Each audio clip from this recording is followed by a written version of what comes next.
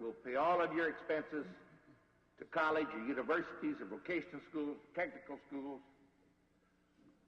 tuition, room and board. That announcement inspired students to achieve something they never dreamed possible. Ewing Marion Kauffman, Kansas City's most renowned entrepreneur and philanthropist, lived his entire life inspiring people to do things they didn't think they could. In his case, it was belief. Believe in your people. Demand the best. Because he said you'll never know how good you really are until you stretch yourself.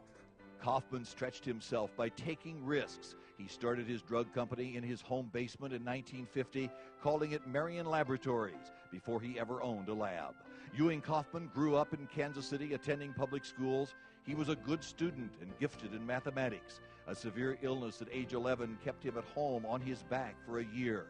To keep his mind active, his schoolteacher mother made him read constantly. She was also a pretty religious person, and so she instilled in him ethical, moral values. The seeds of values she planted in her young son flourished. They would later become the principles of how he would relate to people and conduct his business.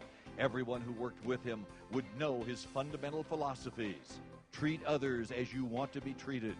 Those that produce should share the rewards and give back to the community. Marion Labs grew steadily from the beginning. Kauffman was an experienced salesman. Physicians responded to his friendly, caring personality, and he used creative marketing techniques. Oscal, the calcium supplement, was Marion Labs' first pharmaceutical triumph. Mr. K knew the key to the company's continued success would be to surround himself with talented people willing to work hard. Most entrepreneurs cannot let go. They have to do everything.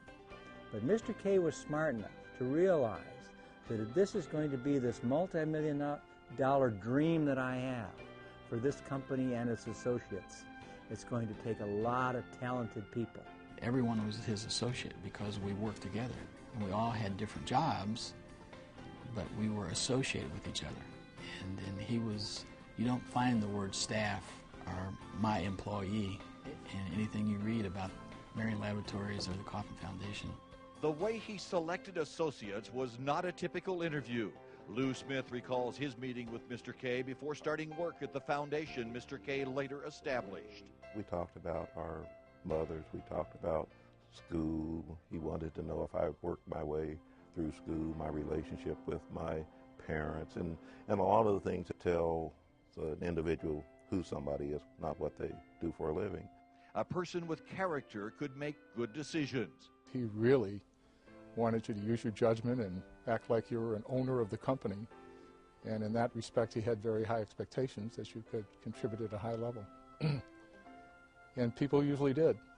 He created an open environment where dialogue and exchange was essential. And he valued folks who disagreed with each other. Marion Labs grew rapidly. In 1969, it became a publicly traded company. That same year, Mr. K bought a baseball team. The baseball was brought here not because of his intense love or desire of baseball, which he did in later. It became very attached to the Royals, but he did it to make Kansas City a better place to live. Mr. K applied the same innovative ideas as an entrepreneur to his new role as a major league team owner. You could tell right away what a great leader he was, and he was so motivated. He had so many ideas that went so far beyond the normal scope of some of us old baseball people that know only one way to do it. The Baseball Academy was his way of developing more major league players. The Baseball Academy was tremendously successful with Frank White, of course, being the leading graduate of that. But 13, 14 players played in the major leagues. But he always wanted to do things better than other people. In 1985, his team won the World Series. In 1989, Marion Laboratories merged with Merrill Dow. When we shared with Mr. K our suggestion that we really had to look at mergers, acquisitions, that type of thing for the company's future, he listened to us and he said, if that's the right thing to do for the shareholders, I'm all for it.